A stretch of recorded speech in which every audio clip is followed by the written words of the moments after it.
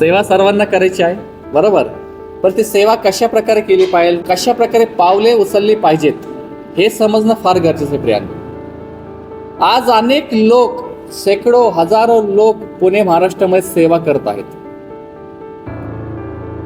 सेवा खूप लोक करत आहेत. काही लोकांनी बायबल शिक्षण घेतलेलं आहे, अनेक प्रकारचं बायबल कॉलेजमध्ये जाऊन डिग्रीज घेतलेल्या आहेत आणि ते अभ्यास करून शिक्षण देत आहेत. बरेच लोक देवाने पाचारण केलं आणि देवाच्या आत्म्याकडून शिक्षण मिळालं आणि पुढे सेवा करत आहेत. काही लोकांना काही सेवकांनी उभं केलं आणि ते सेवा करत आहेत. अशा बऱ्याच प्रकारच्या सेवा चालू आहेत.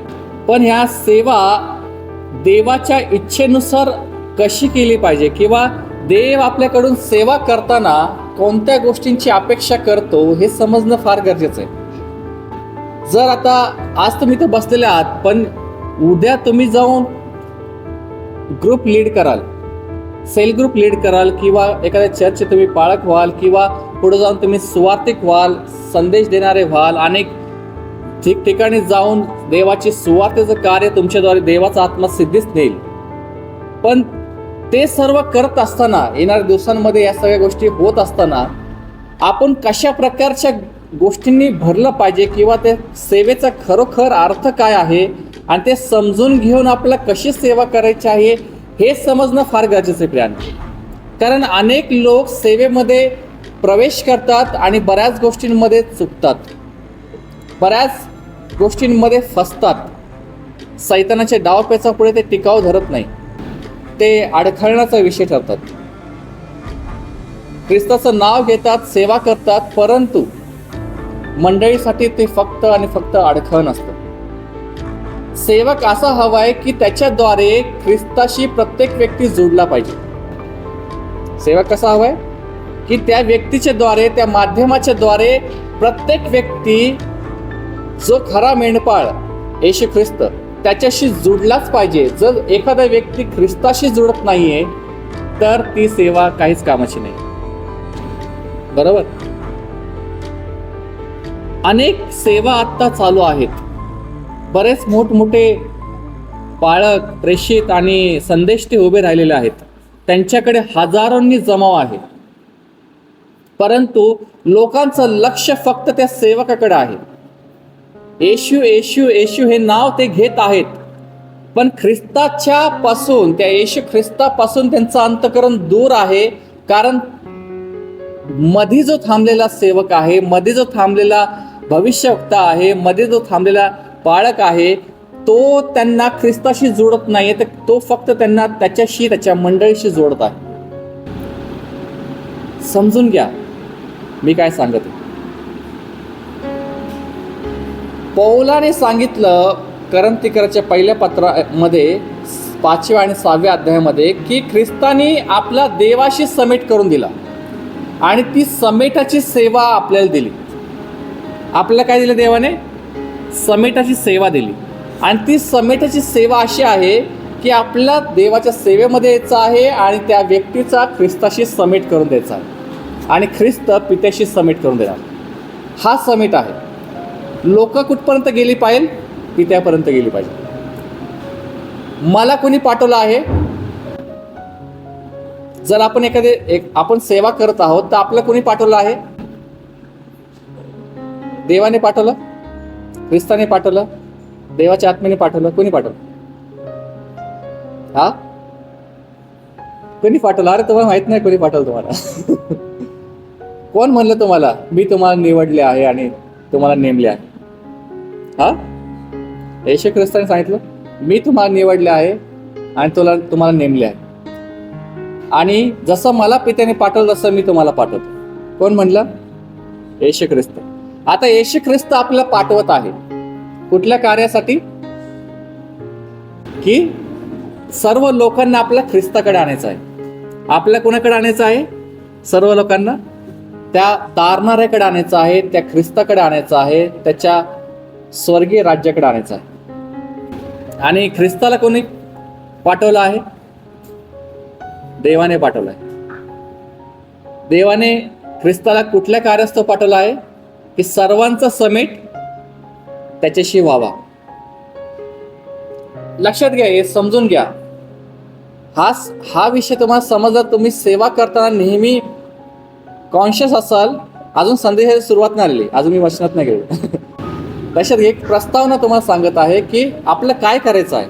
हे तुम्हाला बेसिक गोष्टी क्लिअर झाल्या तर तुम्ही ख्रिस्ताची सेवा करण्यासाठी खूप प्रखरतेने पुढे जाऊ शकता. आणि तुम्हाला तुमचा उद्देश स्पष्ट असेल. उद्देश स्पष्ट असलं पाहिजे. देवाची सेवा करताना नेहमी उद्देश आपला निखळ आणि स्पष्ट असलं पाहिजे. जर ते उद्देश स्पष्ट नसेल तर काही फायदा नाही. पेत्राने पहिला संदेश दिला प्रेषितांच्या 2ऱ्या अध्यायामध्ये, आणि तो काय म्हटला ख्रिस्ताविषयी? तो देवाच्या ठाम संकल्पानुसार आणि पूर्व ज्ञानानुसार आला. कशानुसार आला तो? येशू ख्रिस्त. देवाने त्याला एक ठाम संकल्प दिलता, एक ठाम उद्देश दिलता, आणि त्या उद्देशाने येशू ख्रिस्त आला आणि त्याने तुम्हा आम्हामध्ये कार्य केलं, आणि त्याचं कार्य त्याने पूर्ण केलं आणि तो गेला. त्याच प्रकारे देवाने आपल्याला निवडलं आहे. ते आता कुठं निवडलं आहे? ख्रिस्ताशी जोडण्यासाठी. आणि ख्रिस्त काय करत आहे? ख्रिस्त पित्याशी त्यांना जोडत आहे. हा समेट पूर्ण होतो. प्रभू येशू ख्रिस्ताने प्रार्थना करताना गेतशेमनी बागेत काय म्हटलं? की हे पित्या, जसा मी तुझ्यामध्ये तू माझ्यामध्ये आहे, तसंही त्यांनीही तुझ्या माझ्यामध्ये एक व्हावं, की मी त्यांच्यामध्ये ते माझ्यामध्ये तू माझ्यामध्ये, असं आपण एक व्हावं. लक्षात घ्या, समजून घ्या. एक व्हावं. कोण? मंडळी, ख्रिस्त आणि पिता एक होऊन, की एक होऊन त्यांनी पूर्ण व्हावं.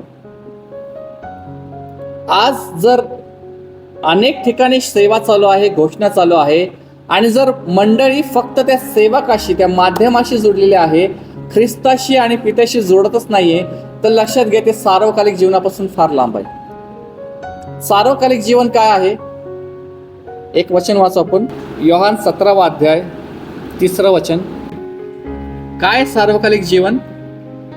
तू जो एकच खरा देव, त्या पित्याला आणि ज्याला तू पाठविले त्या येशू ख्रिस्ताला त्यांनी म्हणजे मंडळीने ओळखावे.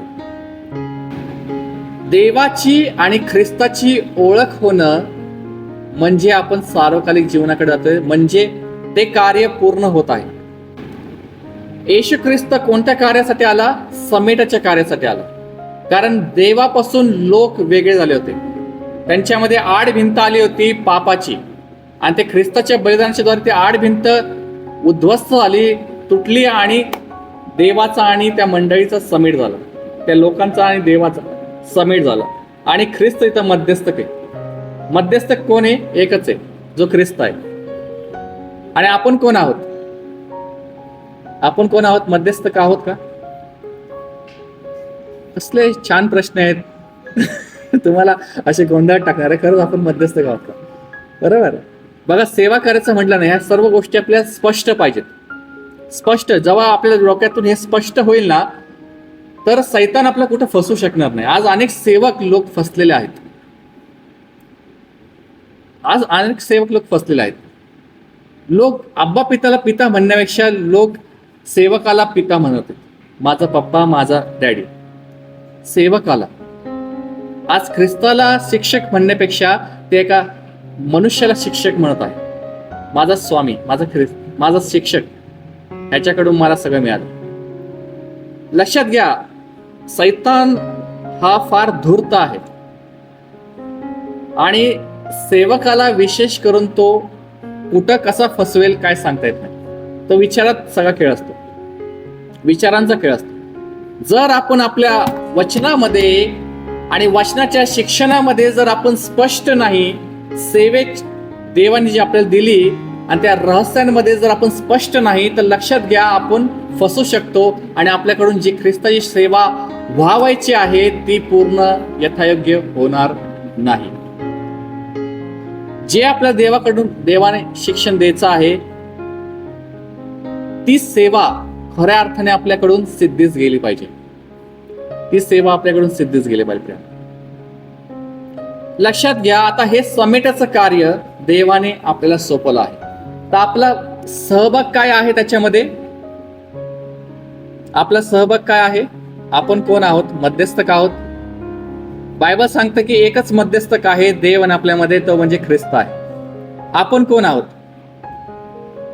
आपण दास आहोत, आपण कामदार आहोत, आपण कामकरी आहोत. बस. आपल्याला पुढे काहीच, आपला त्याच्या पुढे काहीच अस्तित्व नाहीये. एका मनुष्याचं त्याच्या पुढे काहीच अस्तित्व नाहीये. तो फक्त मोलकरी आहे. जेव्हा आपल्या डोक्यामध्ये ही कन्सेप्ट स्पष्ट होते की मी मोलकरी आहे, मी दास आहे, मी कामकरी आहे, बस त्याच्या पुढे काही नाही, तेव्हा तुम्ही खरी सेवा करू शकता.